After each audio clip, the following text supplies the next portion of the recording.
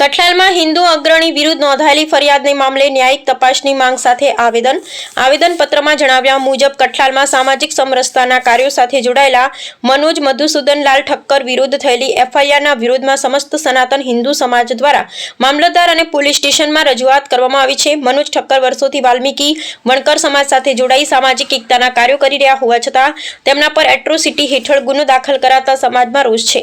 આ ફરિયાદીને પૂર્વ નિયોજિત રાજકીય ષડયંત્ર ગણાવી સમગ્ર મામલે તટસ્થ તપાસ કરી યોગ્ય ન્યાય અપાવવા માટે સ્થાનિક હિન્દુ સંગઠનો દ્વારા ઉગ્ર માંગ કરવામાં આવી છે। Vijaysinh Sodha Parmar, crime patrolling news. સમાજમાંથી આવું છું વિશ્વ પરિષદનો એક પદાધિકારી છું। આજે અમારા જિલ્લાના અધિકારી મનોજભાઈ ઠક્કર ઉપર જે એટ્રોસિટી એક્ટ મુજબ જે એફઆઈઆર કરવામાં આવી છે એના વિરોધમાં તાલુકાના અને જિલ્લાના અને વિભાગના પરિષદના અધિકારીઓ તથા દલિત સમાજના અધિકારીઓ આ એફઆઈઆરનો જે થઈ છે એને વખોડી કાઢીએ છીએ। એની ન્યાયિક તપાસ થાય અને એ તપાસ થકી એ એફઆઈઆર કાં તો રદ થાય અથવા તેની સચોટ દિશામાં એની તપાસ થવી જોઈએ।